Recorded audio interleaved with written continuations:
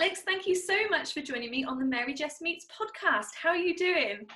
I'm very well. Thank you for having me. This is my very first podcast, so God love you and God be with me. Honestly, you won't need any help from the good Lord. We'll be fine. Because I'm just so grateful that you said that you'll come on here, because there are so many things that I know will be so brilliant to talk about with you. So thanks so much for spending your first podcast with me. I feel honoured. I'm very happy about it. And we'll break out the champagne after. I like that idea. Let's do that. Or we'll commiserate, one or the other. And I do love your beanie. I've been admiring it. Oh, thank you. These I crochet all my own beanies. I must have about, I'm going to call it crochet COVID craziness, because I think I must have about 50 beanies and slouchy hats and peak hats that I've done to keep myself from going insane. That's amazing. And I can't believe you made that yourself. You're so clever. Thanks a lot. You got to get creative, you know.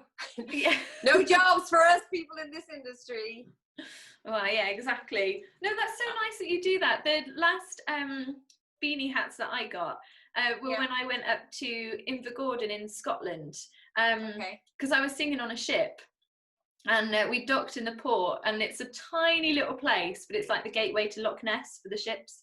And I went to the Seafarers Centre, and all of the local community knit hats ready for when the ships come in, and then they give hats to the crew members that are coming onto land, and it's just such a lovely thing to do. I've got my two favourite beanie hats have been from there, because I've been there a couple of times, and each time they've gone, go and pick a hat, and I said, well, I've got one already. They said, no, you have to have one, it's a souvenir.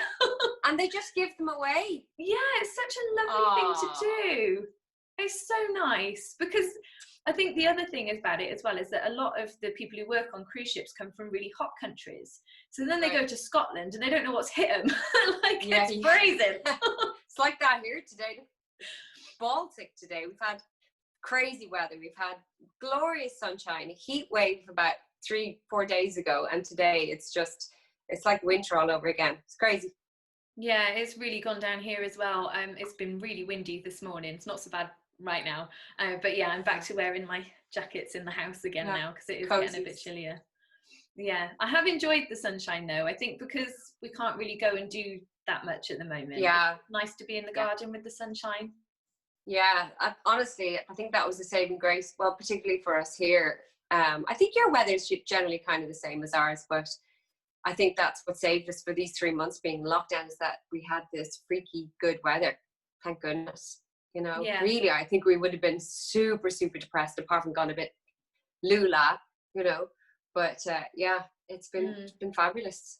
Yeah, so. I completely agree. I said that to Rich, my husband, as well. I said, like, if I couldn't get out and go in the garden and just stuck in my little room, my little studio room, you would start to go a bit doolally, wouldn't you? I think so. Yeah, I think I was pretty close to it there myself for a while. Yeah, but it's nice as well, because I know I'm not going away anywhere. I know that when I plant something in the garden, I'll actually get to enjoy it. Yeah, I've loved that actually. I planted peonies or pivoni, you know, those beautiful roses. So I planted them at the end of last summer, and so I was able to watch them. So every morning I'd get up and I'd check my flowers and see what was coming up, and we planted herbs, and we've got carrots and lettuce and a couple of other vegetables, and that's kind of like been the excitement, the thrill for the day. That's lovely. I completely understand that. I've been feeling that way about the stuff that I've planted. You know, but it's kind of interesting to go back to. This is something I have loved. I mean, it's horrible. It's just been tragic, you know, what's been happening around the world with the amount of life lost and so many tragic stories I've heard. But I've loved, and I have to say that I've appreciated that we've all had a chance to appreciate the simplicity of life, and we've gone so far away. Everything is so fast paced. Everything is, I can't remember what they're saying, the general how many seconds it is for, you know, to keep our attention now on a device, but it's, I don't know if it's 10 or 15 seconds, or it could be even less. You know, that and that's not good, you know. So I think it's been a really positive thing as well, that we've had the opportunity to appreciate simplicity, take a chance to breathe, which is kind of ironic when Corona is stopping people from breathing. But yeah, and I've heard my cousins and different friends, they're going back to, you know, people normally they've never pursued music in their life, whatever, or they painted, but they've had, you know, ordinary 9-to-5 jobs. Nothing ordinary, I'm sure they're all doing extraordinary work. But they've had the opportunity to go back to the talents and the skills that they haven't, you know, that they've kind of had to put along to the side because they've got, you know, a full-time job and kids or whatever. And so they've had the opportunity to kind of rekindle those skills, which I think is fantastic, because it's really, I think it's very therapeutic, you know, and I think it can only help you in other walks of your life, you know, and your work. So, well, that's my little soapbox offering from my corner of the pandemic global world. No, I completely agree. Do you feel like your crocheting and has helped you with that? Yeah, it kept me sane. Yeah, I always like to keep, if I'm not singing and performing, I'm always doing something. I'm always, yeah, it's in our family. My nana, my great grand aunties and aunties, they all crochet or knit or sew. So it's kind of in my blood. So even if I'm sitting watching Netflix or TV, I'll be crocheting something or knitting something. I guess it kind of makes me feel like I'm being less lazy, and at least I'm doing something productive. So I look up something that's actually a practical thing, not a decorative thing. Maybe it's baskets or hats or something that I can actually use. And then I feel less guilty for spending how many hours binging on, you know, a TV series. That's so funny. I know exactly what you mean. I've got sewing that I do when I'm watching various TV series. So I've got vintage dresses that I've rescued from various places that I'm then restoring or reimagining and rebeading. And it takes such a long time to do these things. But hopefully then I'll end up with lovely performance dresses for not very much money. Maybe you could start selling your dresses when you get off the cruise or on the cruise ships. I have thought about it, I really have, because like with the lack of performances and not being able to get out and perform live, I'm thinking, well, maybe I've got another business that I could start there that might be worth pursuing. But when you're watching TV and you've got something productive that you're doing, it does make you feel better. Even though there's a saying that I quite like, which was time you enjoy wasting is not wasted time. Okay. Yeah, I do quite enjoy that. But then still, I've always felt like when I've said, right, I'm going to give myself a day off, which doesn't happen very often because I'm quite strict with myself. If I have a certain amount of time off, even if it's wasted time that I enjoyed wasting, I still feel guilty about it because I haven't done something. So doing that makes you feel less guilty about it, doesn't it? It does, for sure. I've had this space that was just kind of put down just before the lockdown. It's just a studio at the back of my home. Nice. And so I've been painting constantly, and I'll come in my back with sore my shoulders. And my mom said, "Now take the day off tomorrow, and I don't do anything at all." And I'm like, "Mom, that's not going to happen." You know, it's just I would just feel like I could have done this and I could have done that. You know, I'm selective about when I give myself some downtime. But kind of do something. But just the only thing is you can't watch any foreign movies or programs. No. If you're trying to crochet, it's like looking down through the Netflix list and like, nah, I can't do that one if I'm gonna keep my hands busy, because I need just to be able to listen and glance up every now and again. So the foreign ones, and in fact, most of the foreign ones are fantastic. I just watched Border Town, which is amazing. Oh, it's amazing. It's a Finnish kind of crime series on Netflix. Border Town, brilliant. Acting's fantastic.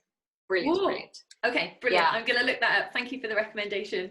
But do you think your need to constantly be doing something productive, do you think that really stems from your sort of childhood background, or would you say that stems from being a self-employed singer where you're constantly looking for what your next job or work is going to be?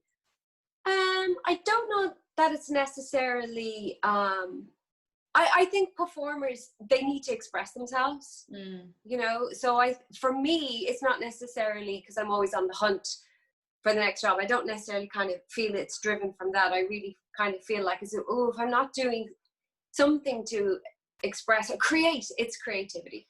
you know, and I'm not so sure that it's fantastic creativity, but it's just, I think performers, you're artists, we want to create. So at least there's some sort of a outlet, you know, to do that. You know, I people laugh at me. I have like sticks and logs that I'll bring home that I've taken on the beach or in the park. I have a huge big thing out there. I don't know what I'm going to do with it, but I'll do something with it. But I think it's just that artist creativity thing. You know, I think it's got to come out. I think we'd all go a little bit crazy if we didn't have some sort of a outlet. That's why we're in the profession that we're in, because that's inside us, and it needs to come out. Yeah, so. I completely agree with you. The reason why I asked is because for some people I know that they've always been like that, whereas for me, I really felt like I couldn't keep myself still. At the very start of my career, I really felt that flame inside really grow and develop, because I could see that something really exciting was happening, and I was getting to the point where I could potentially achieve this dream I'd had for years. And so that then sort of sparked it a bit more and gave me even more push and direction. And I think it's because that guilt comes from knowing that if I'm not doing something productive towards my career, it's like I'm cheating myself out of it, because nobody else will care about my career more than I will. And if I want things to happen, I've got to make it happen for myself. So that's where that guilt comes from for me. And I think it really started after I left uni and started singing professionally. So yeah, for some people, they've always felt that in their lives at any point. But that really sparked it for me, was when I first started singing. You seem pretty disciplined and pretty well driven. I am, yes, a bit too much sometimes. And I think there's that whole thing of not allowing yourself downtime. Do you know, I think for me, because when I started in my career, I was, well, I don't know if it was late or early. I was 19 when I started professionally, and back then. Oh, me too. Oh, were you? Hey! Yeah. Ding, ding, ding, ding, ding. Yes, but my 19 was a lot longer than your 19, and there was no such thing as social media. You know, you had to have an agent, and you didn't have to go out searching for the work. You didn't have to self-promote. So you literally had to make sure that you were doing your thing, making sure that you were, you know, skilled up and prepared for an audition, that you did your best, and you did your best if you got the gig. And when you got the gig, you just had to turn up and do your absolute best, and your agent was the one who went out hunting for the work for you and promoted you. So I think because I didn't come from that start, that it was very much later in life for me, where it was like, and I don't necessarily think it's the thing that turns me off is necessarily looking for the work. It's the self-promoting side of it. It's like this is not my skill set. And actually, I think that friends in the industry should promote their friends, because we're always so much better at selling our friends than ourselves. Some people are brilliant at it, and they find that they have a skill. I'd say you're probably brilliant at it. You seem like you're pretty clued in with all that stuff. But I came to it much later on in life, and so I've been very slow to embrace it. I'm getting there slowly, but yeah, it's a difficult thing though, isn't it? Because it's putting yourself out there in a way that you're not used to, and whenever you're putting yourself out there to new people, that's a scary thing. We're always scared of being judged or ridiculed or whatever we come up with in our heads, you know. We're always scared of what other people think. But I think the way I look at self-promotion, I guess, is I like building connections and relationships with people. And that's it's like a good when way to look at it. Well, it's like when you're making a friend. That's much healthier. I want to make friends with the people who enjoy what I do, and so I feel like when you're trying to make a friendship with somebody, you've got to have a few different times where you go, hey, do you want a coffee? And tell me more about you, and then you learn more about the other person, and they learn more about you, and then the friendship develops. And that is something that's great with social media now, is that you're able to create those connections with so many people all around the world. But putting yourself out there in the start is really scary. It's like if you were to ask somebody out on a date, that's a scary thing, isn't it? You're like, hey, do you want to spend time with me somehow, be it virtually, online, or wherever? You're putting yourself out there, so it is scary to do that. It's just funny because we're in an industry where we set ourselves up for rejection an awful lot of the time.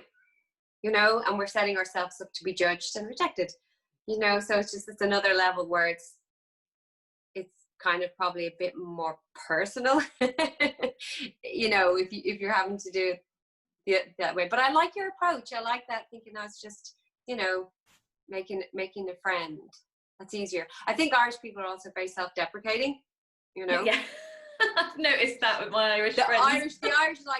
The Irish will never let you forget where you came from. If you get too big for your boots, now, you know, they'll be very quick to put you back where you came from.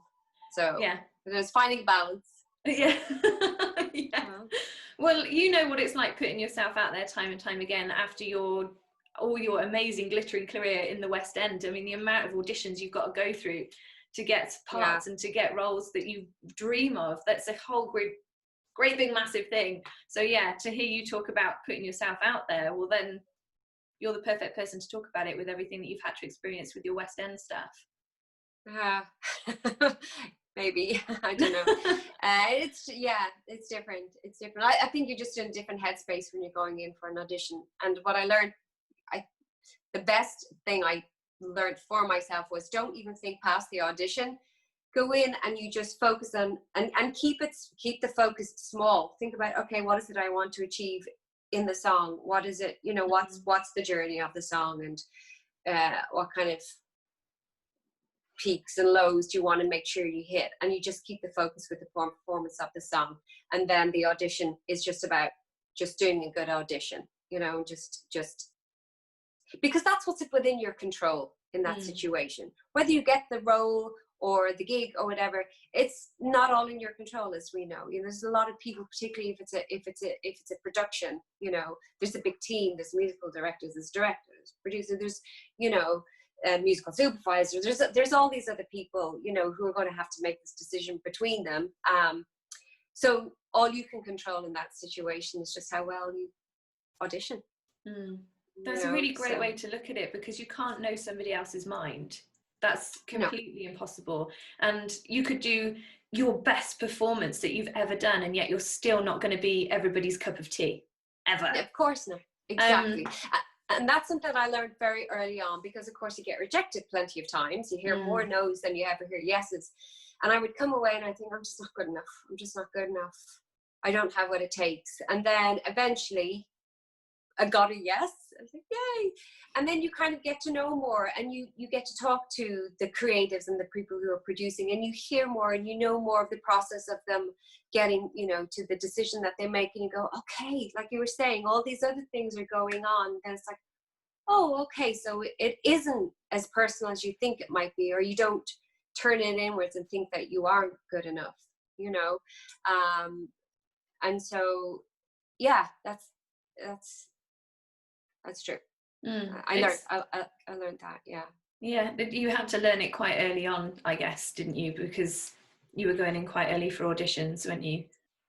Yeah. But actually it was a good, like, I didn't do Les Mis until I was 27, so I've been working in Ireland from 19 up until 27, you know, doing a lot of different productions here and singing with orchestras, particularly the RT Concert Orchestra.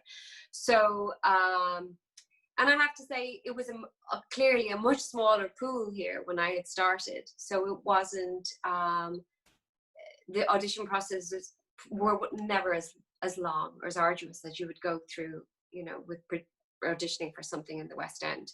So, yeah, they put you through your paces. I'm sure they do. Have you got any stories of being put through your paces like that for auditions?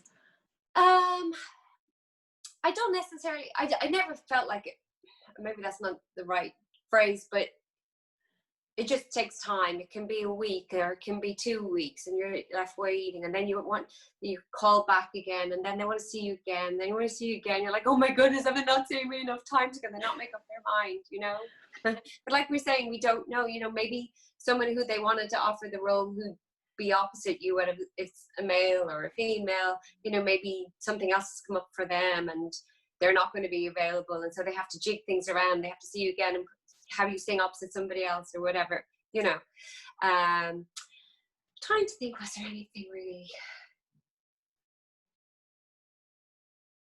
No, there wasn't anything major that was any sort of necessarily a crisis during auditions. it's just a process. And another thing that I found, actually, you know, talking to people who aren't in this industry, that are my friends or family, you know, they go, well, when are you going to know, you know, if you have got the part, or if you haven't? Well, I won't know if I didn't get it. I'll only know if I've got it. And they're like, what?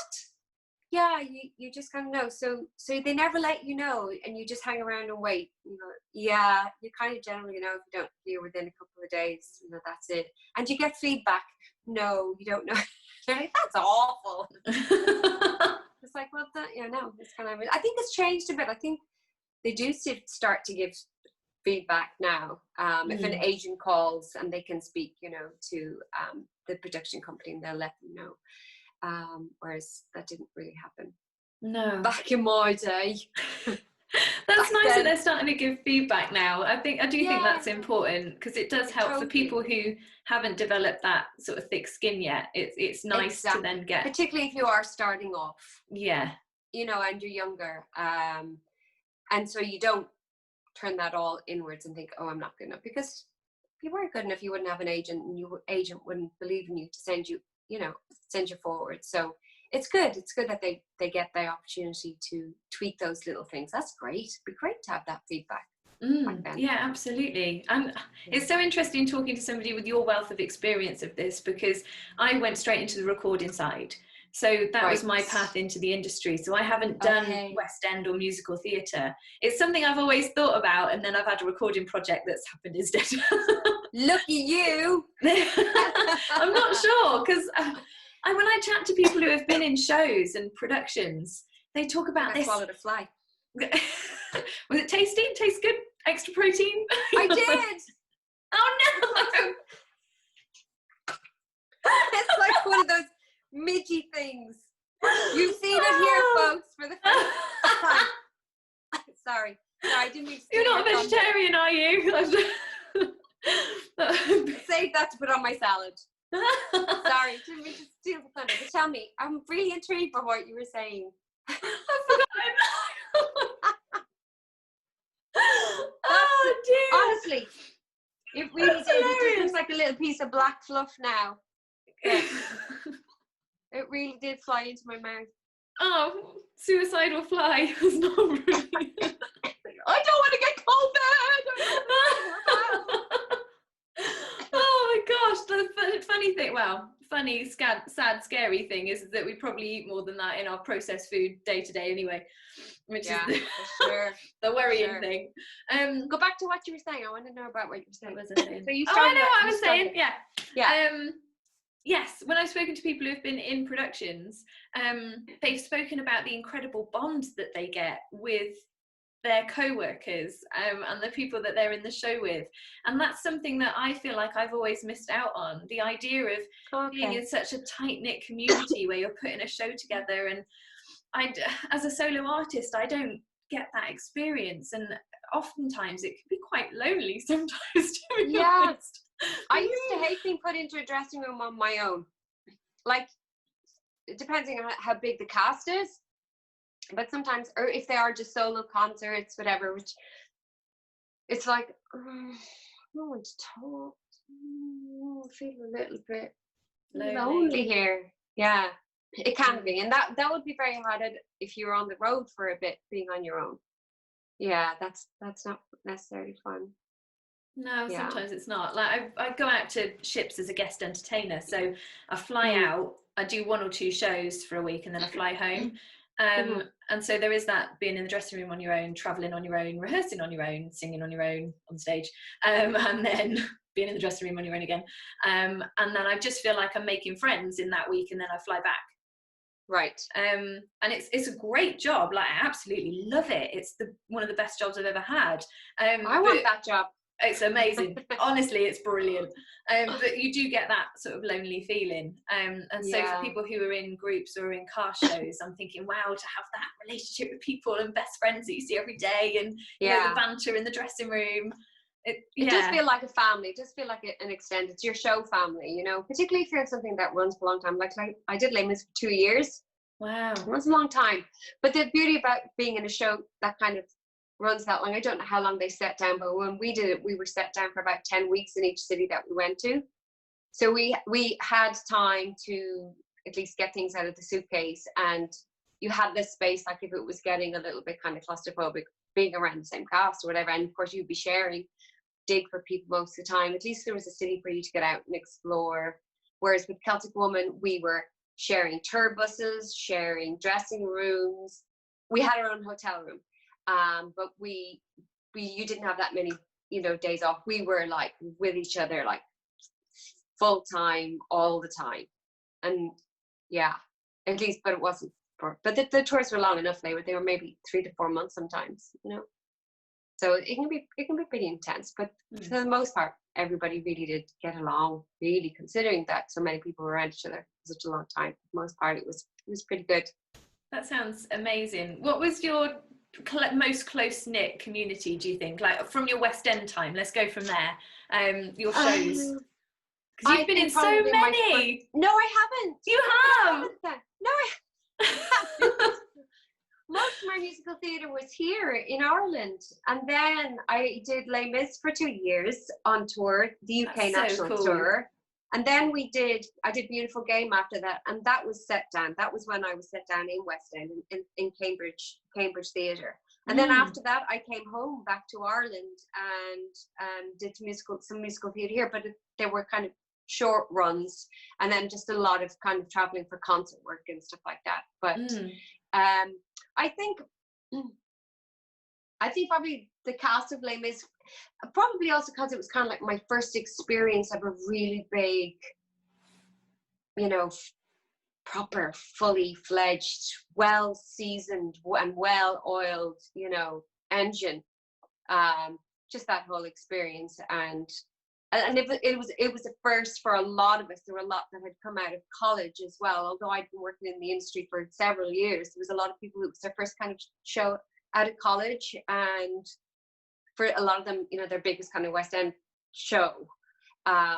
So yeah, I think we were have really, really still very close and deep connections there. Yeah, really, and really, really loved the cast. And we changed cast in the year, but a lot of people stayed. Definitely, that was kind of my fondest, most endearing kind of friendships, I think.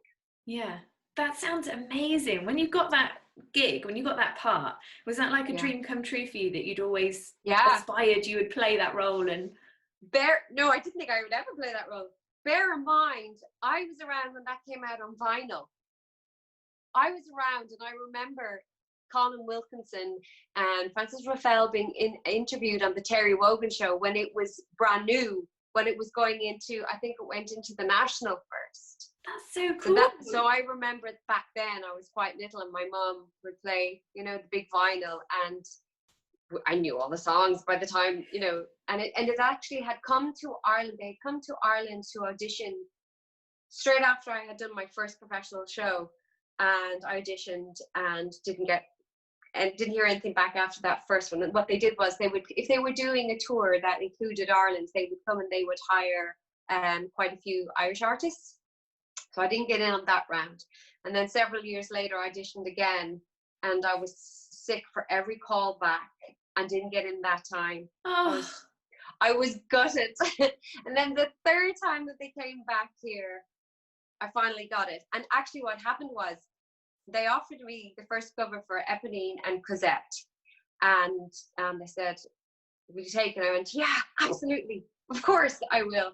And then about 3 or 4 days later, they called me back and they said, actually, we want to offer you the role of Eponine, because the girl who was supposed to stay with the touring production decided kind of last minute, actually, no, I'm not going to.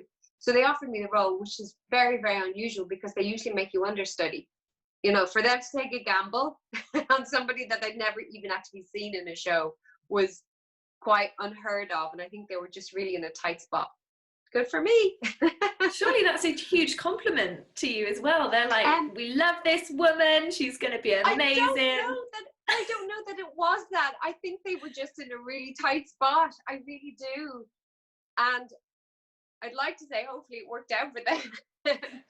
But yeah, so I guess all those disappointments of all those years of auditioning, and then to be able to go in and play that role, which was such a fun role as well to play, was like, oh, thank you, God, you made it for all those disappointments. and you orchestrated all of this to go kind of in my favor.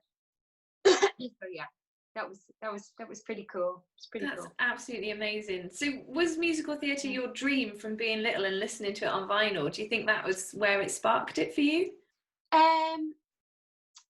I was actually a really shy kid. Sorry, I don't know if that fly left a leg in there or something. Yeah. Can I offer you some tea through the there you go. After take the thing. I actually have some coconut water over there. I should probably grab some. I was actually a really shy kid. Like, I literally would hide behind my mum's kind of skirt and I wouldn't say anything. And when I was in primary school, my brother said to me, he said, Alex, if you join the school choir, you get a half day on a Friday and it's all just singing and you don't have to do it the lessons for the rest of the day. And I went, bring it on. Love it. So I joined the school choir, and we had a teacher there who did the chorister would put a production on every year, a Gilbert and Sullivan show, which was incredibly ambitious. They're so wordy and they're operetta, and she had all these primary school children doing it, and yet we did. And literally, I mean, there was like, I don't know how many hundreds of kids on this tiny stage that had to extend and bring on school tables to fill the hall. But and a weird thing happened to me. I went on stage and it was like, and it's so cliche because you hear it all the time, but I felt like so at home, and I was, like I say, so shy, and I just lost all my inhibitions, and I was just like, this is home. This was just couldn't explain it. So I didn't know that I would ever end up in the industry. I certainly kept getting involved in stuff in school and choirs, the church choirs, and I would enter talent competitions, and I was always kind of involved in doing stuff and loved it, but never really thought I would end up in it. I just kind of thought, well, that would be brilliant, but that's something that's never going to happen, because I didn't even know the process of being able to get into it. And so I ended up being a travel agent for a couple of years. Oh, really? And then, yeah, because that was my other thing, was like, well, I'll travel and I'll see the world, that I really wanted to do that. So I ended up just doing an open call for the Wizard of Oz here in Ireland, and that's when I ended up at 19. And the production manager for the show was opening up an agency at the time, and so I was kind of like her first client, and I stayed with her for nearly over 20 years. Yeah, that's amazing. Yeah, she passed away. I miss her. I wish she was still around, to be honest. I haven't found an agent quite like her, because for what I do, kind of like the variety of different stuff, there isn't really anybody here that really knows that side of the industry. It's all like, oh, you're just a straight actor and that's about it. That's all they kind of. And if you're in musical theatre, they don't even classify you as that you can even act, which is not true. But yeah, so anyway, I feel like I'm talking way too much about me. I want to talk about you. That is the idea of having you on the podcast. I know, but it's so the idea is that I ask you all the time about you, and it's partly because I'm blinking nosy. Well, I'm just feeling very self-indulgent. Well, I am going to ask you again about you, because you said something that really resonated with me, where you said you wanted to be a travel agent and travel the world, and that was like a second string to your bow. So this is a motto that my listeners would have heard so many times, because it's one that my grandmother gave me when I was really little. She said, look, if you want to be a singer, that's great, just make sure you've always got more than one string to your bow. Make sure you've got something else.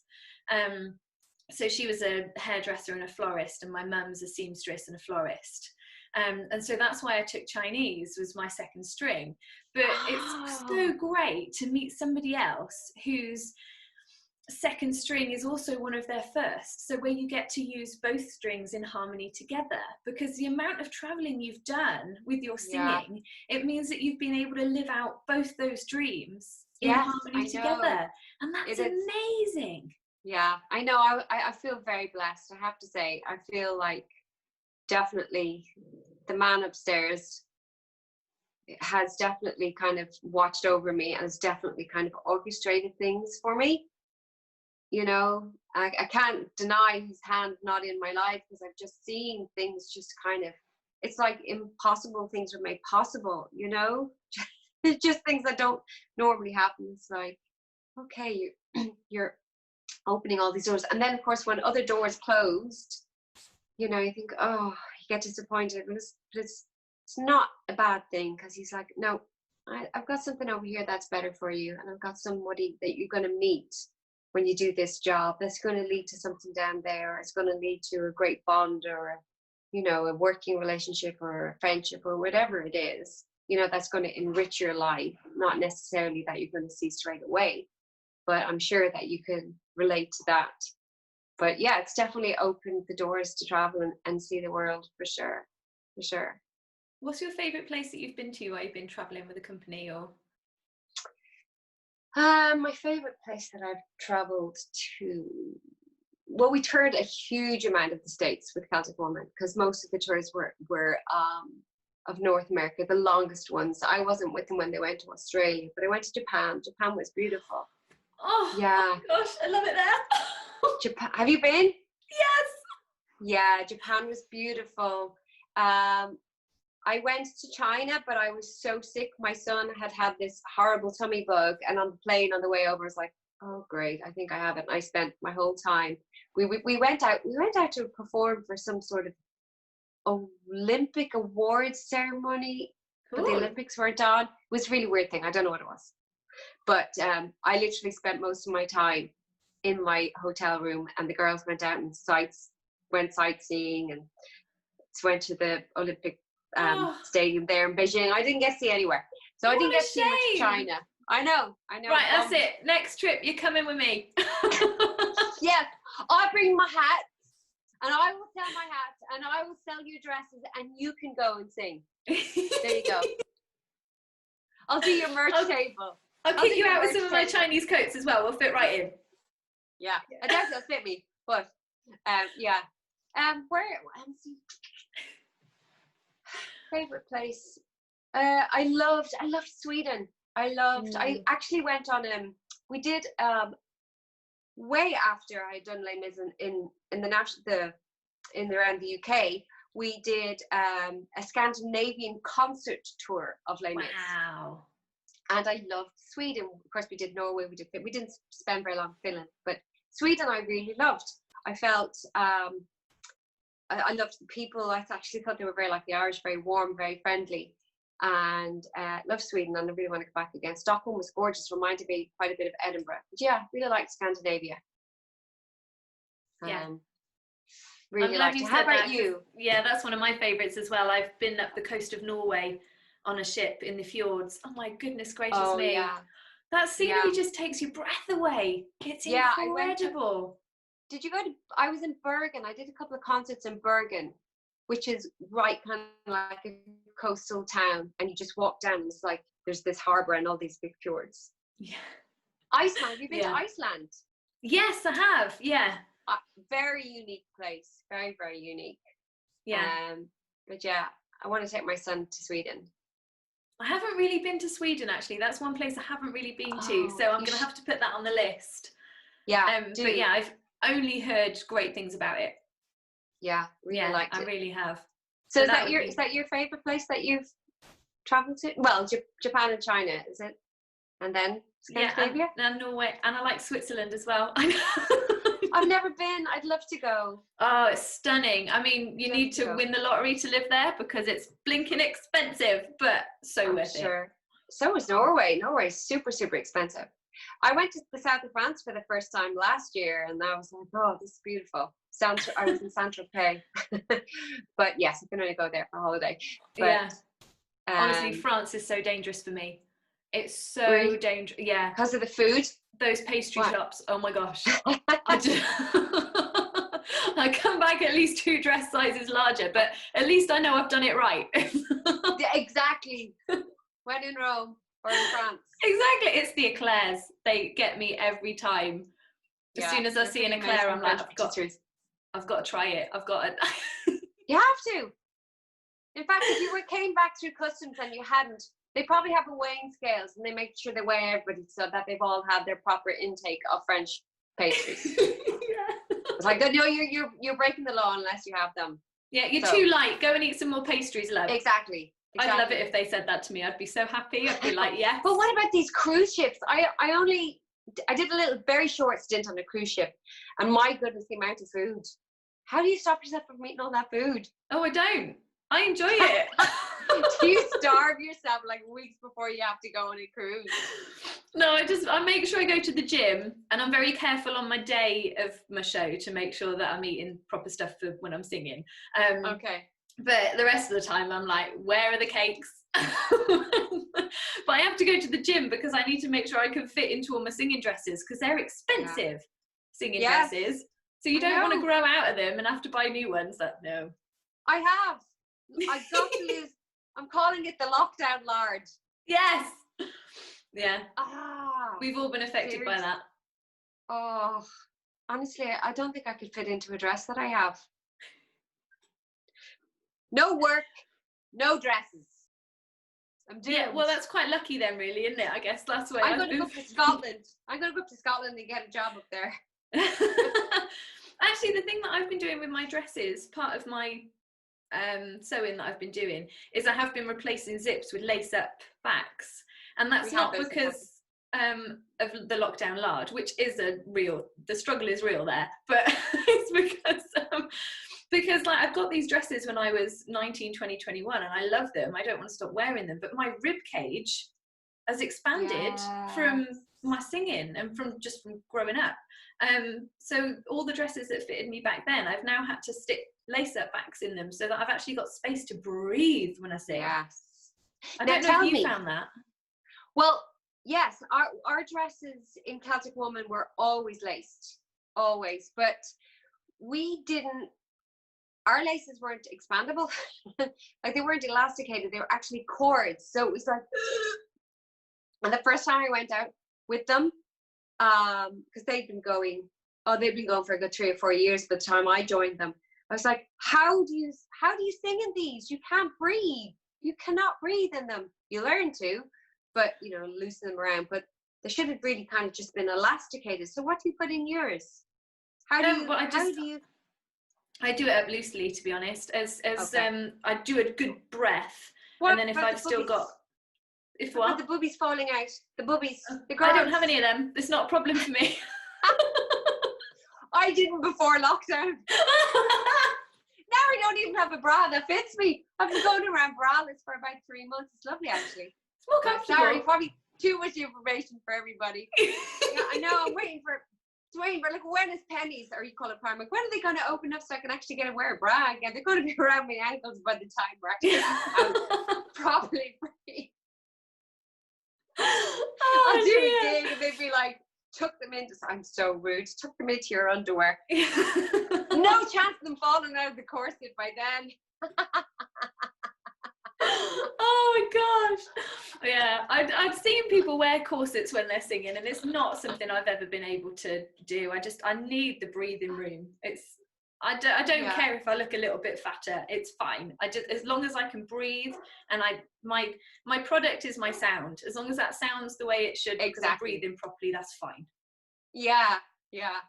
I think they gave us laced up once on Celtic Woman because there was always so much food as well. We always gained weight. No, we did. But I want to know about your training. So when did you start? Did you start classically training really, really young? When I was 9, I had a bit of classical training because I was singing with the Gloucester Cathedral Youth Choir. Okay. But my family never had any money for singing lessons or anything. So my training growing up was singing at karaoke's and smoky pubs with my mum. That was basically what I did, and I sang rock music. So I did all classical stuff for my grades and things through school. But then I would sing rock music at karaoke's with my mum, and that was how I learned how to perform in front of people. And it was the classical stuff that I really loved. But when you're growing up, it wasn't the cool thing to do. And as a teenager, I was quite concerned about that. I'm not now. I'm like, this is what I love. So that's where I'm going. But but as a teenager, you're like, oh, my friends don't think I'm very cool because I sing classical stuff. And But yeah, I think it was when I won a competition, I think I was 17 years old, singing Time to Say Goodbye.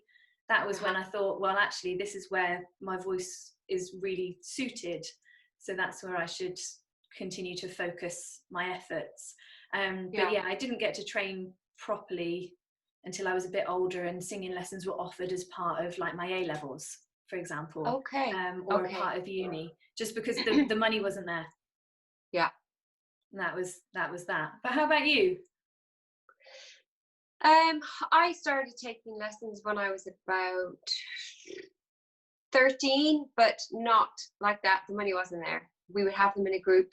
There was about 4 of us, went to the Royal Irish Academy, and they were all students and kids from my primary school, that group of kids that would have been, you know, in the school doing the Gilbert and Sullivan show. Cool. And so one of the parents' mums investigated where we could, you know, what we could do, and so we would all get the train together, and one mom each week would bring us in. We'd have a lesson a week. Yeah, I think there's about 3, 5, maybe about 3. There's 3 of us from where I came from, and then there might have been 3 or 4 other people, 3 other 4 kids that would be in the class. So we had group lessons and really just kind of learned the basics just for breathing, and not necessarily in any style really. And yeah, so did that up for, I suppose, maybe about 15, on and off, depending if the money was there for a term, you know. Yeah. And mostly in choirs, in school and in church. And I say that to people now, if they're looking to start their children lessons, and it's like, okay, well, look at it this way. Like, I don't think they don't need one-on-one. To me, I don't think they need one-on-one lessons when they're little. Have them in a group, you know, and just teach them the basics of good breath control, good technique, you know, vowels, all of that. Teaching that either in a group, or if not, if that's not, put them into a choir. Fantastic place to learn. You've got to listen to everything around you. You've got to make sure you've got to be able to, you train your breath because you have to take it in the right places. Fantastic. I think choirs are brilliant. And I think, and even years and years on, later on in my life, I would still be in our local church choir, you know, because it's a fantastic environment to support for singing. It is. You're completely right. I 100% agree with you, and I'm so glad you've said that, because I started fantastic. I felt the benefit of it because that's where I started, as I said, 9 years old, and it really trains your ear. You're able to listen for so many things. It trains you to listen to other people, and it trains you to use your voice in different ways as well because of the varied repertoire that you're singing with choirs. It's just such a great base to start. So I 100% agree with you there. Yeah, it's brilliant. All you moms and dads who don't need, it's terrible, puts the singing teachers out of business. It's fine. As they get older, they will need more one-on-one. Yeah. But, you know, they give them primary, maybe going like that, like you were saying, going into the A levels, kind of secondary school, because now they're allowed to do it here as well in school. They're allowed to sing for their leaving cert. Brilliant. Maybe start looking at because they don't offer they do actually do some singing lessons in the schools now, but that's time enough. But before that, you know, great support system, brilliant. And they learn discipline as well, you know, and you learn to kind of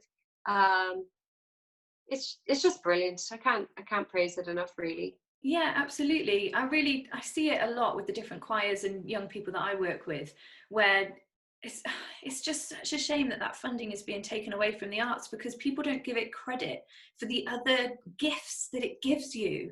Like, you think about the nerves that a child feels when they're going and singing their first performance. They have to deal with that, and it helps you deal with nerves. It helps you know what that feels like. It helps you come up with these coping mechanisms. And when else do we feel nerves in our life? When we're going for a job interview. If they haven't felt nerves like that before and don't know how to deal with it, then less prepared for the real things in life, like a job interview, for example. And funding being taken away from the arts is not giving kids that chance to feel that and be able to cope with it. But there's so many other things, like the socialization that it gives you.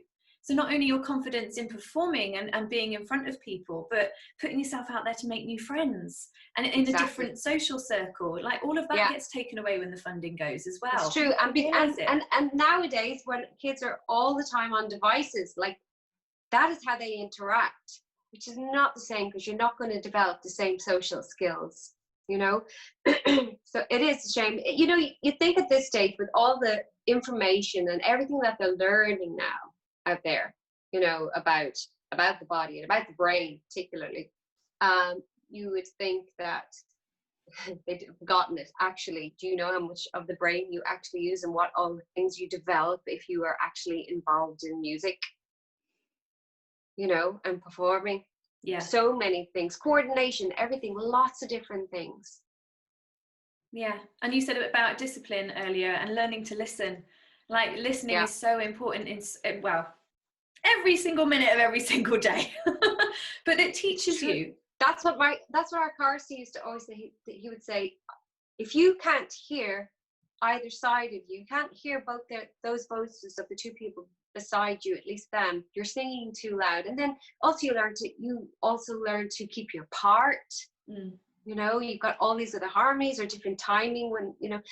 I think the worst thing that ever happened to me, this is going to sound a bit weird, but I mean I read music but not particularly great, but I think that was the worst thing for me in a way, because now I'll try and just follow the dots. I'm supposed to learn something by ear. I'll be looking for the dots, whereas my ear was so much quicker, much quicker. Now I'll ask, do you have dots? So it'll be easier for me. I will pick it up quicker, but my ear has gotten slower because of it.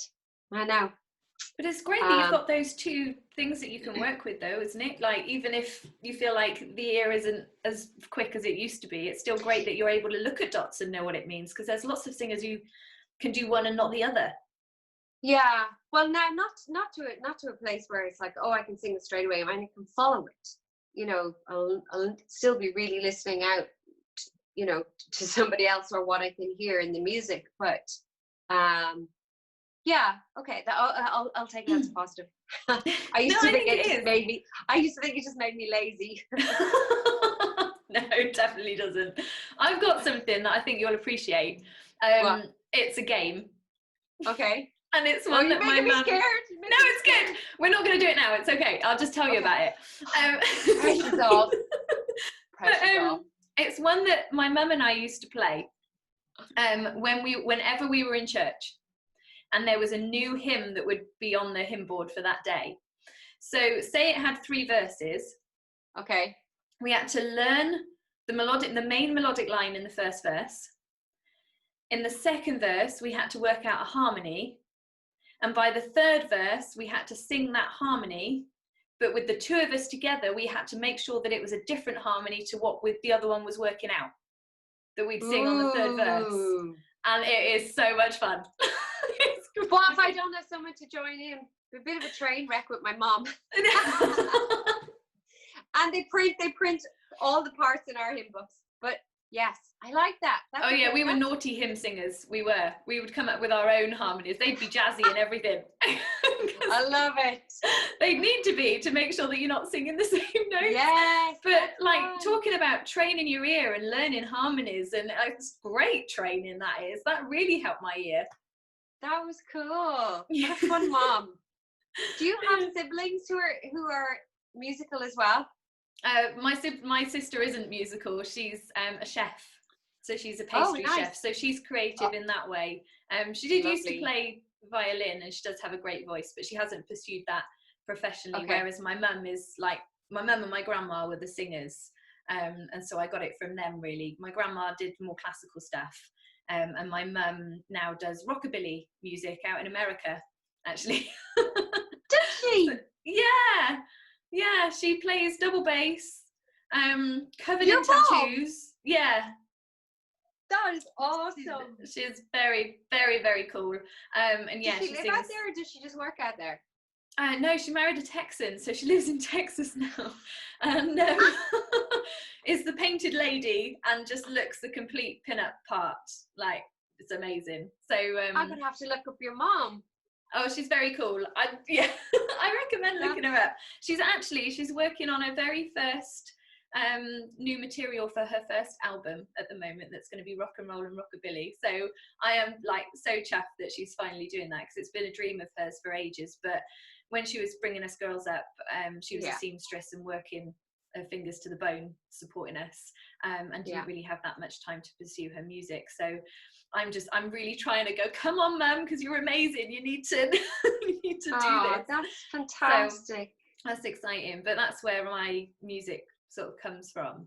But I really want to get back onto you, because you've mentioned Celtic Woman a few times, and I really would love to really get into that topic with you, because I am such a fan of Celtic Woman. Oh my gosh. And I'd love to hear more about how you came to sing with them and what your experiences were like. I've just got so many questions. So yes, let's start from the beginning. How did you get in to being with Celtic Woman?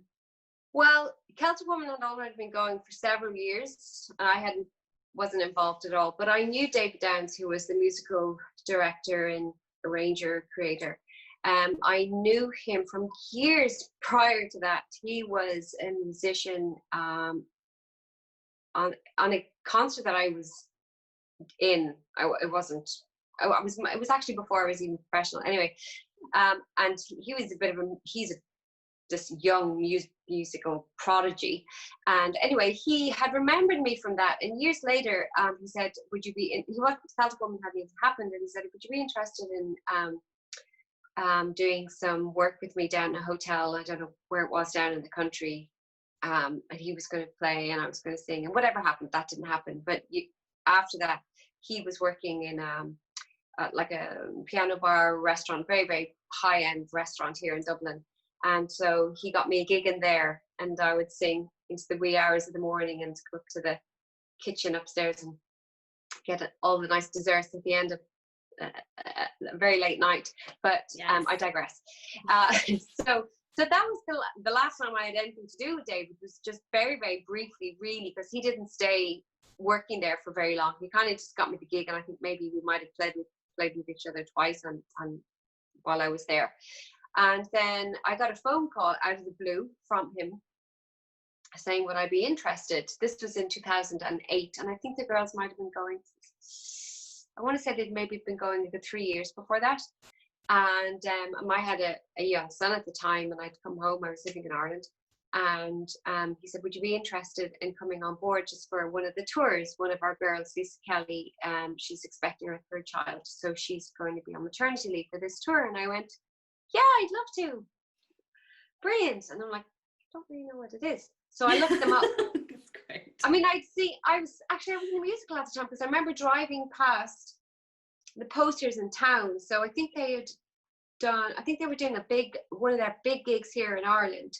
Right. And I was doing a musical in the Gaiety, and drove past, and I thought, that's really cool, fair play to them. I didn't really know anything. I mean, I knew of Chloe, because I used to dep as a singing teacher in her mom's theatre school. Anyway, I would have known her mom. Her mom was quite a well-known celebrity here. And so anyway, I looked them up online, went, oh my goodness, I can't do that. It's so perfect. And it's so, I don't know, I was just quite kind of overwhelmed by it. I thought, no, I don't know if I can really do that. It was very different to what I'd been doing in musical theatre, and it was all very kind of pure and ethereal. But anyway, I went in and I sang for David and for Andrew Boland, the musical producer. He would produce all the tracks and everything. And they went, okay, yeah, grand. Can you start? So amazing. I thought it was just going to be 3 months. And then when I finished the tour, kind of around August, they said, would you be interested in alternating with Lisa? She's going to come back out on tour, because they did an autumn tour and a spring-summer tour each year. Okay, yeah. And I went, okay, yeah, I can manage that. So we would kind of be singing the same songs, because we kind of had a similar singing background. And I went, okay, yeah, I can manage that, because I was a single parent and a full-time single parent. So I can manage that. And then I got another phone call to say that she decided she was going to stay full-time, but that I was going to alternate with another girl in the group, Orla, who had a completely different voice, Irish trad voice, and she played the harp. I'm like, how's this going to work? I can't play the harp. I sound nothing like Orla. I look nothing like Orla. But they went, no, we'll give you different songs. So I went, hey, Grant, change plan. Then about 3 weeks before the tour was about to start in February, I got a phone call to say, actually, Orla's leaving. Can you come on board full time? I'm like, and can you let us know by 6 o'clock tomorrow? I'm like, okay. So I thought about it for a little bit and I thought, okay, number one is Jacob. If I can take Jacob with me, then that's fine. I can manage this and we'll work it out. So that's what I did. I called back. I said, can I take Jacob with me? And they went, yeah, we still have all our kids with her and there'll be a tutor on the road. So I did. That's ended up staying with them. Yeah. And then we stayed with them for 2.5 years after that. And it just got too difficult being away from Jacob because I was trying to keep him in school for some of the time, like mainstream school, and each time we came back, it was just too hard for him to adjust. But it was amazing, an absolutely amazing experience, because coming from musical theatre, the star of the show is the show. People come to see Les Mis, or they come to see Phantom, or they come to see whatever the show is, Cats. They come to see the show. It's only later now that kind of people in musical theatre are kind of celebrities, you know. But the first show I went out to do, the very first night, like the music started and everyone was like, but they were applauding straight away, which doesn't normally happen in musical theatre. It's like after a scene or whatever it is, you know, or they will kind of a bit at the overture, but they were going crazy.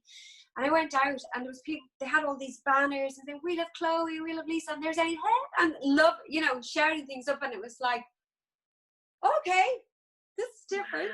Wow. So it was different. So there's kind of all have like a following. All the girls would all have their different kind of, they'd have the Clovers, which were the Chloe lovers, or the Lisa Kelly lovers, whatever. And I became, if they were a fan of me, they were a Sharpe, because there's a pen that's called a Sharpe over there. And anyway, so it was very surreal and very different that way. And I never kind of, it always just felt very kind of weird, because we would do these meet and greets. That end of it felt very strange, because we'd have these people come in, they'd be so nervous meeting you, like literally these young girls, and they were literally shaking and almost kind of crying. They were so overwhelmed. And I'm sitting there and I'm thinking, God love you, if you only knew, I'm just a mom, you know, who sings for a living, but at the end of the day, I'm sweeping my floor just like you might have to be doing. It was weird, a weird experience, but such incredible opportunities, you know, where we sang, like Radio City Hall, Red Rocks. It was fabulous. It was, I will never, you know, have a gig like that again, you know.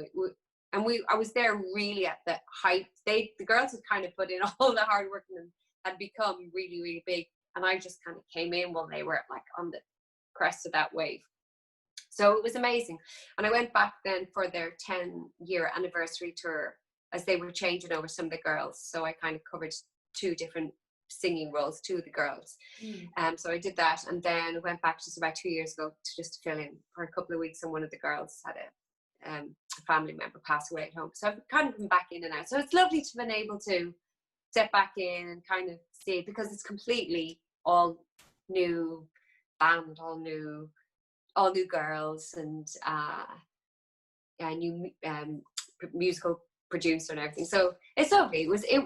It's definitely an experience that I have never kind of had in my life, and it opened doors for me in the States as well to work there and kind of get solo work out of that. So absolutely incredible experience, and the music was just fantastic, you know, and it's fabulous. Yeah, the arrangements are absolutely incredible. Stunning. But I can understand the nerves of doing something so different for the first time, where you've got the fans that are there, but they've got so much love for each of the members of Celtic Woman. To feel that support must have been amazing. It was lovely. Yeah, it was lovely. It really is. They were so welcoming and so warm, because they're so loyal. That's the thing about the Celtic Woman. They're so loyal to it, you know, to each of the girls that they follow, that, you know, they can't help not comparing you, and so it was a bit daunting as well, kind of going in, but they eventually kind of learned to go, okay, yeah, we like her, she can stay. That's really lovely, because it does sound like they did welcome you with open arms. They did, and the girls as well. Yeah, it was. And it's so amazing that they had that huge amount of people on tour with them, that you were able to take Jacob with you, and that they were open to that. I mean, that's just so wonderful, because when you've got women working in the music industry, it's so important to be aware of those things. And the fact that they were aware and welcoming of it is amazing, because you hear so many stories of where women are cast aside because, oh, but you might have kids soon, or for any reason. So to have a company and a brand that's so welcoming of that is wonderful to hear in the industry. Much a family. Yeah, they were very family orientated, and they loved, like I said earlier on, we were out tour for maybe 3 months, 4 months, and having the kids around kind of was nice for everyone, I think, just to have that difference and that kind of that energy and that life, because it can get pretty humdrum, we with a show like that, you maybe, well, back then the most we would have sat down with maybe 3 or 4 days with maybe 1 day off. Now they have less, so it's usually a show a night and you move on, maybe 2 days off. So it's literally off a tour bus into a hotel room, straight into the venue the next day. People often would say, wow, you must have seen so much of everywhere. And it's like, well, actually, no, not really. And you're shaking your head because you know what it's like. You don't. You don't really. Yeah, you don't. Because they don't realize that your day starts pretty early, particularly with a big company like that, and you're in a new venue every day. You've got to go in, you've got to do your sound check. It's a new space. And then back then when I was there was 5 of us, so there was all hair and makeup, so that it all had to be scheduled. It was, your day started kind of you had to be out of your hotel maybe around 2 o'clock or whatever, depending on what time the sound check or how far away you are from the venue. But so you were there pretty much early on, so you didn't really get to see anywhere. I mean, I haven't experienced it on such a tour, moving in so many places, because America is vast. But I experienced it in the UK when I was on tour with G4. And they were going from venue to venue to venue every night, and so you'd get to some amazing cities, and you'd talk to people in the meet and greets, and they said, oh, did you see such and such in the city? You'd be like, no, I know, no, because you'd get up at it's funny, I used to joke with Rich, he'd say, you're in England but you're on a completely different time zone. That's what it felt like. That's the hardest thing, isn't it? Just you're sleeping being broken all the time. 100%, because I'd after the buzz of a show, I wouldn't be able to sleep until silly o'clock in the morning, and then you'd be up at lunchtime going, oh, I'm having my breakfast, and it's like 1 o'clock in the afternoon, and doing the whole sound check and the whole show, and then not being able to sleep. And it throws you out of whack completely, doesn't it?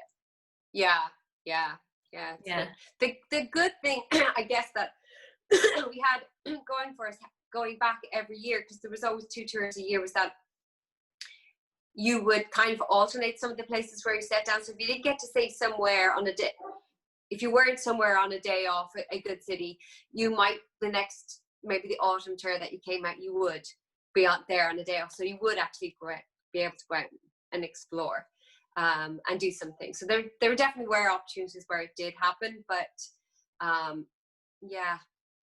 that's really lovely. I think if I'd stayed for a lot longer, I probably wouldn't have got to see all those places, but it's too difficult with a kid. Particularly as they're getting older, it's just like, can't do it, but it would have been lovely, but such is life. Well, you're moving on to, you've still got so many great things that are going on. You have Karanua, don't you? Have I pronounced that right? Please tell me I've pronounced that right. We did. Okay, good. we did. I don't know if we'll survive this pandemic, though, to be honest. Not something else that's going because of the pandemic. No, I don't know that we will. I don't know. Yeah, we did. Well, we were involved in a fantastic project in the States. In Utah, they have there's a theme park that opened there called Evermore, and it's this kind of, it's not like a theme park with rides. It's kind of like cosplay. You go in and you're part, and it's all this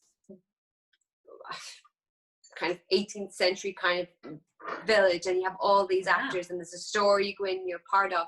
So we did have the opportunity to write and record some of the music for that. So that was lovely being part of that. That's different. That's quite cool. Yeah, it was different. It pushed us all to kind of have to write as well, and it's like not overwhelmed at all. But we did an amazing producer on it. So so that was something lovely that we were a part of. But I don't know. I don't think we weren't getting enough work really before the pandemic, so I don't know that we will survive. We did release an album which did good, called Celtic Dreaming, so that's still, we're still selling that. But I don't know that we will. I don't know that we can survive it. It's really scary, isn't it? So many things that are unknown. But with a musical career, it's something that always needs sustaining. You're constantly needing to build those new friendships, as we said, constantly needing to put yourself out there. And when you're hit with something like this that's stopping all of the things that you're doing, it does make it more difficult. Yeah. Well, I think particularly for entertainers, you really kind of make your money in a live gig situation. Oh yeah. You know, that's really kind of where you'll bring in somebody that will kind of sustain you for the couple of months or whatever when you're not working, that will kind of look after the bills, or if you've got merch. You can't sustain a career in this industry by just kind of, well, I don't know if you can, brilliant, but most bands, even big bands, have to tour. They've got to get out there. And so I don't know how things are changing in the UK or in America. I don't know what the capacity is that they're allowing mass gatherings of now. But, you know, for these theatres and venues to be able to sustain themselves, they can't really operate on a low capacity of people coming in to see things. How are they going to pay the performers, pay their staff? I don't know how they're going to do it. Yeah, it's going to be very interesting. Yeah, I don't know. I don't know either. That's the scary thing, because my bread and butter is performing live, or was performing live. But then are those venues actually going to be there when we're able to come back? Maybe not, because they've got there's so much maintenance that goes along with owning a massive theatre. You need it filled with people so that you can afford to actually run the place. Yeah. And then to have it standing there empty for months, I think a lot of places are going to close down, and that's just going to be the death of such a beautiful part of our industry, where you get to have tragic, real connection with people in the audience. There's nothing like it. No, there's nothing like it, because an audience is part of the show. Yeah, you know, they really are that energy. There's nothing like it. That dynamic and how that actually lives and breathes. The show doesn't breathe without an audience. Yeah. So I don't know. I don't know. I don't know. I mean, I'm looking into all of the sort of new age things that you can do now when it comes to, like, 'cause there's so many people now that are doing performances online, and they've got a virtual tip jar, or they've set up a subscription service, or paid events online. You know, there's lots of things like that. So I am looking into that in a way of evolving with this pandemic. But nothing will beat that experience of because I would imagine for yourself and most performers, that magic for us as a performer, or that light where it switches on and you have that where things step up for you, you know, as a performer, is only when there's an audience there. You know, that's certainly for me is when that kind of spark happens. So doing something behind you know, a camera or a phone, it's not the same. I mean, some people have said I don't mean to be pessimistic, but it's just real, isn't it? It's just real. Because people have said to me, but with the lights you don't see the audience anyway. But I like seeing the audience. I like that, and I know that they're there. I have that feel, and you know that there's nothing like it. And I like looking through the lights and seeing if I can find people's faces and looking at them directly. I love that, where you have that personal connection with somebody in a big theatre, but you still have that connection with them. There's nothing like it. So I know that there are still things out there that we can do, but it's not going to be the same. And as I said to somebody the other day, I said because I had a new neighbour move in next door, and they said, what do you do for a living? And I said, well, I used to be a singer. I mean, obviously I still am a singer, but because all of my live gigs are cancelled, I'm like, Yeah. It's just, Well, I what do about miss your it. recording work? So, will you get it? Will you still Yes. get a good influx of? Okay. Yeah, no, I've still got all of that going on. I just, because live performance is such a big part of who I am as a singer and of my identity, I guess, in that way. And your brand, probably. Exactly. Yeah. Yes. I guess you feel the exact same way, surely. It's like, with that taken away, it is when your identity and your self-worth is so closely linked to what you do. Yeah. It affects you more. It's affecting me more than I thought it would. Yeah. Yeah, isn't it crazy to be kind of like written up? I don't know, somebody sent me something the other day, a link to something where they were talking about how the art is a complete non-essential going forward. What? Say that again. Yeah, I saw a link, and I just briefly kind of glossed over it, but it basically, I don't know what country it was, and I'm not going to name them if they do come to mind, but basically you're saying that the arts industry is one of the non-essentials that they won't necessarily need to start, kind of putting money back into. I know. I'm not making it up. Wow, my jaws hit the floor. Like, if you take away all bits of art from, like, you take away all the colour from people's homes, all of the artwork on the walls, you take away all the music from all the shops, places, everywhere. How can you live in a world like that? The world's kind of just black and white, isn't it? Just black and white and very bleak. Yeah. Yeah, I should look up where I saw it. I know. Oh my gosh, that's really scary, isn't it? I know. But for something that can potentially give you a bit of hope and optimism, I have been chatting to artists who do not perform. So on the podcast I had Uriel, and she is doing so incredibly well with her streaming and soundtrack work and things like that she doesn't have to tour. That's not actually a part of what she does. And you never had to tour. No. No. Wow. Look back and see how many times she actually performed. I don't mean right now, but when you get a moment, she never had to. She released everything, she recorded in her castle. And she was just a recording artist.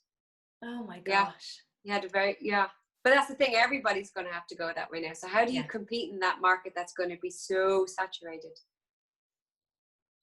I know I see what you're saying. However, because this has all happened, platforms are making it so much easier for people now. So because this has all happened, they've now got so many more tools that they're bringing in and utilizing to make it easier for people. So even though it is saturated, it's now far easier than it was to find information as to how to get on Spotify playlists, for example, or information as to how to live stream, or how to set up your online shop so that you're able to sell more merch online rather than at your gigs. There's that's good. That's good. That's a silver lining, I guess. So maybe my career that had ended before the pandemic actually might have a rebirth. 100%. What do you mean a career that ended? Well, not end necessarily. I don't know. But I think the older you get, we were talking about this early on, the older you get in this industry, they kind of written off, and it's like, but I can still do something. I'm not ready to go yet. I'm not finished singing. I'm not finished performing. Don't write me off. Yeah, I'm so glad that you wanted to talk about this and bring it up, because it's something that I've been feeling recently. Because I just turned 30, which is a milestone. And I was not looking forward to it. I understand that I'm still quite young in general terms. But for the industry, I was thinking, holy moly, do I actually want to tell people how old I am now? Not really. But I feel like I should be able to say that I'm 30 and people be happy about that, because I was saying to my friends, Ema and Joanna Forrest, I was saying to them that my voice hasn't even hit its maturity yet. I've still got my best years of my voice to come, and yet I feel like I'm getting too old for the industry. How is that right? How is that fair? And when I start seeing grey hairs that are coming through, why should I feel like I've got to cover that up? Yeah. And why aren't I seeing older women on adverts for various things? Why am I not seeing that? And it's something that I've noticed far more now that I am getting older. I mean, you can see that fight's been going on, where we have been kind of pushing to be celebrated for whatever age we're at and what we can bring to the table. Yeah. You know, at whatever age that we are. But it's still not over yet. Well, I suppose I don't do so much musical theatre anymore, but it's always going to be cheaper to bring in somebody younger, or somebody who doesn't have as much experience, and somebody who's going to, I don't mean do what they're told, but you know what I mean. They're going to, I guess in their eyes, it's like, well, they're going to be easy, you know, we can get them or whatever. They're going to be very, very desperate, not desperate to work, but you know what I mean, hungrier to work. And I don't know that, I guess we just need to get more women writing parts, and women producers, and women hiring. And we are seeing more of that. And I think we will see, I think it will grow.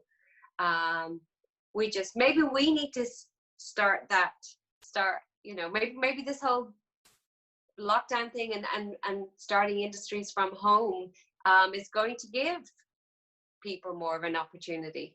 Yeah, perhaps. I really hope so. And I have seen, I think social media has really helped, because it means that artists are able to get out there in the way that they have never been able to before, off their own back. And so then the different,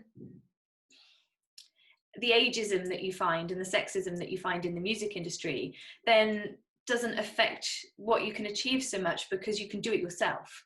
You're not having somebody in the industry who's going, you're too old now, or you're not having somebody else define you in that way. You're able to put yourself out there and see what the public thinks. And actually, they want to see what we want to see. Yes. The music industry has kind of got that ageism and sexism built into it, but that's not actually what the public want to see. That's my perception.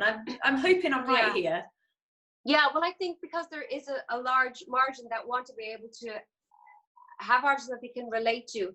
Yes, we do love the glam and the glitz, you know, of the entertainment industry as well. But they also like to be able to, maybe this isn't a good example, but look how amazing Susan Boyle did as the underdog, and someone that's older. Do you know what I mean? Yeah. But I think people, they like to also have that human identification. They like to be able to relate. I don't know if that was a good example or not. No, I knew exactly what you meant. Yeah, but you know what I mean. You know, and I don't think anybody should be cut off in, you know, their prime. Who gets to say that you don't have anything more to offer, that it stops? You know, surely we keep evolving, surely we keep progressing, surely, you know, life experience and you know, all of that helps us to be better at what we do. You know. Yeah, I completely know what you're saying. Have you got a story or an experience of where you have experienced sexism or ageism within the industry? Have you? Oh, not really. No, not really. I think for me here in Ireland, I think, well, a lot of people thought I was living in America. They didn't think that I'd come home after Celtic Woman. I used to get a lot of people, if they heard I was here, like, oh, we thought you were living in America. And I'm like, no, I never moved. I was always here. I would travel back and forth for work. But I don't know if it's because I don't have an agent here anymore, but I don't really get much work here anymore. I got more work in the States than I did at home the last couple of years. And I don't know if that's just because they're like, oh, she's too old, or, you know, or she wouldn't be interested, or we're not interested in her. I don't know. I guess also being away with Celtic Woman, I was kind of out of the loop for a bit, you know, and also kind of having a child. I was, you know, trying to prioritize trying to be home for him as much as I could. But no, I don't feel like I've necessarily been a target of sexism or ageism. I may not have been looking for it, but I don't think so. Yeah, but I think what I'm going to have to do is I'm going to have to connect you with Daisy Shoot, So she was one of the founding members of All Angels, which is a group that Decca put together. Okay. And she has started a wonderful group called the Herd Collective. And her whole idea of that was bringing women musicians into the limelight, who might not have had that stage before, because she feels like women are so severely underrepresented in the music industry in so many different areas, that she wanted to build this community of women that could support each other and give each other stages. It's a fantastic idea, and the talent is unreal. Oh, that's fantastic. Yeah, I'd love to be connected there, because like I said to you before, because of what I do, I guess, I don't know if I'm considered a variety performer or whatever, because it's concert work, or it's Celtic Woman, or it's musical theatre. There's no just bloody talented, aren't you? That's what it is. No, I'm just like, I'll do whatever it is if you want to give me the key. I'll adopt. But no, there isn't really anybody in this country anymore, really, since my agent, that represents an artist kind of like who does what I do. You know, so yeah, if you want, it'd be great to connect with Daisy. Yeah, and I'll put a link below in the description for our lovely listeners that are watching as well, so that they can check it out, because it is absolutely amazing. Let's get back out there, ladies. Yes. We've still got lots to offer, I think. 100%. And I love that you're so talented in all these different areas. You're so self-deprecating, but you're so brilliant and so clever. Well, you need to give yourself credit. I don't know about that. The funny thing is, I've met up before all the lockdown, I started to reconnect with people my age that were in the industry here, and they're like, they want to get back in. Their kids are older, like the same. My son is starting college. Like, I've got this time now when I'm not teaching, and they're like, they don't know how to get back and get involved in the industry again. And particularly in Ireland, a lot of we're not producing as much shows, because a lot of when they built the big the Bord Gáis arena, or not a theatre, that would bring in all the touring shows from the UK. So there aren't really many homegrown shows anymore. But I'm just meeting people, you know, they're like, I'm ready. I'm not finished. I still have stuff to give. I know somebody who's an incredible writer, incredible performer. So she's like talent oozing out of every pore. And she's like, I don't know how to get back in. I don't have the connections anymore. You know? That must be really scary, because you're kind of trying to start again for some people, or get back into an industry that's changed so much. There's so much to learn. You've got to really be brave, haven't you? It's like putting yourself out again into a whole new world. And the social media part of it is so much a vehicle and a tool that you kind of also have to have, or that string to your bow. Whereas, and I know anybody my age, unless they kind of have to consistently evolve, and they've evolved with it, they don't know how. We don't know how to use that, and we don't know how it's used. Like, I've been surprised to hear that certain people going for jobs, the producers will look to see how many followers they have on social media, and they're looking at things like that, and I'm like, but that's insane. That's not necessarily always a reflection of their ability or their talent. It's like, so they're going to correct me if I'm wrong, anybody, please inform me and educate me on this, but like, it just, I don't know how that is the right approach. I know what you're saying. I do. I understand it from both ways, because if you've got a large amount of following, it can be a bit of social proof, but it's also, they're looking at how to get bums on seats. So they're thinking, well, if this person has got a big social following, then we might sell more tickets. So it doesn't matter that they're... What if they're terrible? I know. What if they just know how to use their social media extremely well, and that's really their great skill? It could be that. How do they get the opportunity? Yeah, 100% it could be that. But then the other thing that they need to bear in mind is that quite a lot of these figures can be bought. They can be paid for. Yes, you're right. They're not you're even... so right. I mean, you've got to really check the interaction on a page. So if you've got people liking or commenting, that's a real fan base. But if they're just numbers, right, you've got to know that they're just numbers. And sometimes it's difficult to tell, because these black hat ideas, these sort of like, not what you should be doing, buying followers stuff, it can be very effective sometimes. But it's just, it skews everything.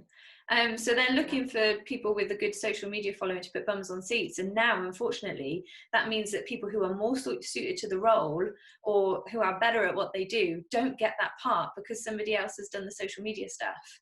And it's a shame, really, but it all comes down to money, doesn't it? Gap. I know. How's that gap bridged? Don't know, really. I mean, as I say, I haven't performed in the West End. I'm not really in that world. That's just sort of me looking in from what I can, looking in from the sidelines. But so I don't know. I would imagine, though, just even, for soloist gigs and stuff like that, they do look that they're definitely looking at, at social media following as well. Yeah, I think everybody looks at it now because people are obsessed by those numbers. But it's not healthy. It's not healthy at all. No, and I'm very lucky, so blessed and so lucky that I have got the really friendly, lovely following that I've got. And my numbers might not be what people expect, because when you say you've won an X Factor, they then sort of expect to see massive numbers, but mine was in a different country where that social media is blocked. So then I had that. Yeah, so I had that quite early on. They're like, I expected you to have a bigger social following. And I'm like, but when you came back to the UK after doing that, did you get much press? Did you get much publicity for winning? Yes. I mean, you must have. Okay, so at least you're able to maybe catch them that. Not because they knew about it, though. It was because my mum rang the local paper and told them about it. Because that was such a big deal. That's huge. It was amazing that she did that, because I was thinking, when I went in the local paper, I was thinking, I can show the grandkids that one day. That'd be nice. I wasn't expecting them to be in all the national papers the next day and get the response that it got, because that was the life that I'd been living. But that nobody knew about it, because in China you've got Facebook, Twitter, YouTube all blocked. Google's blocked. Everything. Of course. So the only way my mum knew what I was doing was because I'd come home and Skype her before going to bed and going back to uni the next day. I'd tell her what was going on. So a lot of people said to me early on, they were like, I was expecting you to have more followers on Twitter or Facebook, and I go, well, but they're blocked in China, so that's not possible for me. Oh, Mary-Jess. So it's affected me in my career as well. I get people saying that, but and I was at the tail end, like when I was in Celtic Woman. If I'd kind of started with social, whereas I wasn't even on my radar, but all of the ones that kind of started kind of after us, if you weren't already in it when we were included into social media, you were able to kind of gather that follow, and they were definitely real followers. I mean, we were really out there, but I started way after, so it's like I can't even get an official tick on Facebook as an artist, because you have to have like 10,000 followers, so I can't get the official blue tick. Oh, well, I don't have one either. We can be in the non-blue tick club. Yes, high five. It doesn't even matter if you submit, but I've done this and I've done that, and this proves, like, I thought it was, I thought that blue tick was to authenticate, because you've got all these different other people who set up a Facebook page kind of, and it looks like it's your official professional page, which it's not. So if you want to get the blue tick to show that it's professional, it doesn't even matter that you prove that you are who you are. It's depending on how many likes you have. And I know they have to make it an easy process for them, or whatever their algorithms are, but it's like there's a loophole, that there's a gap. People are falling through the cracks. Anyway, I guess it's not that important, but yes. Yeah, I know what you're saying, though. I do, and it's not that an important thing, but for some people it is. Where you do have the different profiles that confuse it for fans, because you need to make it easy for people to find you. So when you have that blue tick, it's that extra vote of confidence that a potential fan needs to then start building that friendship with you. I've had people contacting me. Yeah. It is the right person. I've had people contacting me thinking and said to me, "Oh, I thought this was your Facebook page, and I thought you were responding back to me." I'm like, "No, that wasn't me. That person wasn't." Oh, that's me really talking weird. to you. Oh, that's really weird that somebody would do that. Oh my gosh.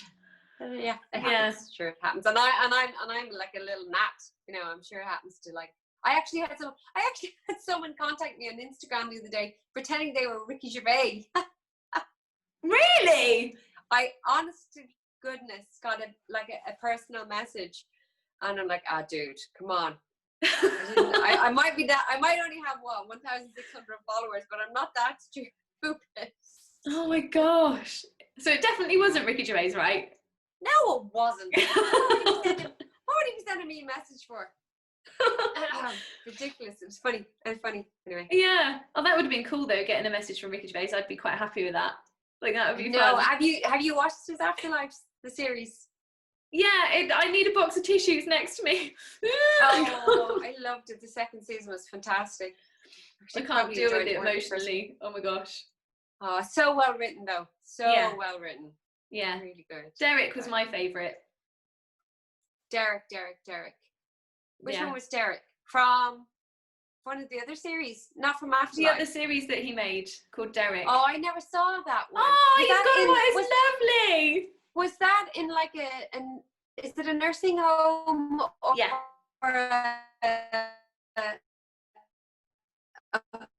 Okay. Oh, yeah, Alex, sorry, you sounded like a robot with the signal then. What did you say? Okay, I'll have to watch. I said I'll have to watch it. Okay, you're back. Robot. Oh no! Am I still a robot? Am I frozen? No, you're good. We got you back. But anyway, before we get off on too much of a tangent, I really want to talk about your new EP, your Broken by Design, because even though you've been saying it's difficult to get out there nowadays with everything changing, everything going on, you've got this beautiful music that everybody should hear. So can you tell us a bit more about that? Yeah, it was released kind of just before lockdown. And there's just 5 songs on it, and the executive producer is a lovely man in the States, and he just I connected with him through somebody else, another friend, musician colleague, and he's an executive producer on it, and there's a couple of originals on it, and then a couple of covers. There's one fabulous one on it called Atlantic Sky, which was written by Carl Corcoran here in Ireland, and an Irish-American, Jimmy Kelly, who actually wrote a musical, and that's how I know him. He wrote a musical, and we were involved in a musical together. But that's a beautiful one about immigration. So there's some nice tunes on there. So that's on all those platforms, Spotify, Apple Music, Pandora, and all that. And that was released just beforehand. And I have CDs. Some people still actually like to have CDs. A lot of the Celtic Woman have CDs. Yeah, a lot of the Celtic Woman followers love to have a physical CD. So where can I get my copy? I will send your copy off to you. You give me your address. Yay! You send me your address and I'll send it off to you. So they're available from my website, which is alexsharpeofficial.com. Perfect. And I'll link that below for people. Download. Yeah, that would be cool. Yeah, so that's that. I'm just kind of shipping that out as any orders come in. In fact, actually, I couldn't even ship during lockdown because a lot of the places were closed. I couldn't ship them out. I had that. Yeah. So. Yeah, so that's I really said just before I was supposed to do some concerts in America to promote it. Oh. They all had to be pulled. Yeah, we had some nice concerts set up, but maybe next year, maybe we'll do something. They're talking, I did get a call the other day, they're like, how can we maybe do something with you there and stream? So I don't know, maybe something will happen with that. Doing a little bit of teaching online and hoping to take some more students once these social distancing restrictions ease up a bit here in the studio. And that's kind of all I'm really up to at the moment. Other than your beautiful hat making. And my beautiful hats and my furniture restoration and picking up my pieces of wood from the walks with the dog. So, yeah. Oh, you have a doggy too. I have a very big doggy. Do you have a dog? I do. I have a collie. Have you a collie? Yeah. What have you got? I have a Hungarian Vizsla.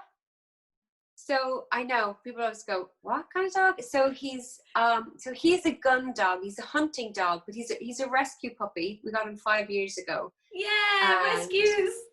Absolutely rescue. And he's a sweetheart. Don't shop, adopt. There, I Not like shop, adopt. Yes. Yeah. So I'm surprised my son is probably keeping him in the house because he's literally my shadow. They're called the Velcro dog because they literally want to be touching off you at all times. So it's been a bit intense during this lockdown, you know. We have been getting out and stuff, but yeah, he's my shadow. He's usually everywhere. He's usually in here sitting with me when I'm doing lessons as well. Oh, that's lovely. So how did the dog come up? We have a dog and a cat, and they don't like each other at all. Oh no. No, she despises him. We had the cat long before the dog, and so right. Yeah, he's just a bit too big and bold. Right. No, he's a really, really good dog. He's really sweet, but they're full of energy, these dogs. But they're the most lovable. They're super, super lovable. So gentle, but just wired. Tons of energy. So funny. It sounds like Misty. Sounds like my colleague. Really? Yeah. Well, Polly constantly wants to play. But we don't have any other pets. We've just got him. But he loves cats, like a little bit too much. And we were at my dad's for Christmas one year, and their cat came in, not realizing that Misty was in the house, and he was beside himself. He was like, hang on a second, this is the best Christmas ever. Have you actually got me a cat for Christmas? Oh, did it terrify the cat? Did the cat like freak? Oh, the cat was not happy coming in and seeing a dog. It was like tail big, massive, or like straight away. And Misty was beside himself, just going, yeah, let's chase the cat. And we're like, no. That's it. Well, Eli won't chase the cat because he knows, like, he can't even, if I'm upstairs and the cat is lying on one of the steps and I can hear this, I know that he's at the bottom of the steps and he's afraid to come up the stairs because she'll have a swipe at him. He's terrified to come up the stairs. And he's huge. And she's like, giving him the evil eye, don't even think about it. I'll take your eye out. Yeah. They're literally, that cat and dog thing, there's no love lost there. He would love to play with her, but he'd probably break her back if he did. Like, he's like this. Yeah, a big doggy. He sounds adorable. I'm going to have to get a picture of your doggy so I can see him, and also it'd be great to get the links to all the things that you've mentioned, so where people can have virtual singing lessons with you, and of course your CD link and all your social media links. We'll have to link them in the description below so that everybody can see and make sure that they're following you and they can hear your Broken by Design EP that came out as well, because we've got to spread the word about that everywhere. So yes, we'll have to get a link for that. But thank you ever so much, Alex, for coming and joining me on the podcast. I'm so grateful that you could give us so much of your time. So thank you so much. Thank you for being interested. It's so wonderful to talk to you. You've been so interesting. I've probably burned your poor ears off. No, I feel like I could carry on talking to you for hours. But I feel like I'm being cheeky, taking up a lot of your time already. It's okay, everybody be like, oh. Fast forward. She's still talking. Fast forward. Get to the end. Anything interesting? She say anything interesting at all. She even tell a good joke. Oh my gosh. No, that's the whole idea of a podcast, is you've got time to get into things and talk about so many different things. And you've really shared so much of you with us, so much of yourself. So thank you so much. I'm really, really grateful. Oh, you're welcome. I probably overshared, for sure. No, I don't. Well, personally, I don't think so. But I like being as real and as open as possible as I can be on all kinds of social media or podcasts or anything. Just because that's who I am. I don't see the point in trying to be anybody different. Does that make sense? Exactly. What's that saying you see, everybody? Don't try to be anybody else. Or everybody else, be yourself, because everybody else is taken. Oh, yeah, I love that one. Yeah, I completely agree. I do. And I'm still admiring your hat. That's beautiful. I'm going to have to send you a beanie. Oh my gosh, I will wear it proudly. Very proudly. I'm going to have to make one that's going to work with all your Chinese stuff. I'm going to have to do you something glitzy, sparkly. Oh, you've got me down already. Yeah. Yeah, I'm going to have to use sparkly. We will talk more. That sounds great. Well, thank you so much again, and I look forward to chatting to you again really, really soon. Yeah. Okie doke. Thank you. Bye. Bye. Bye.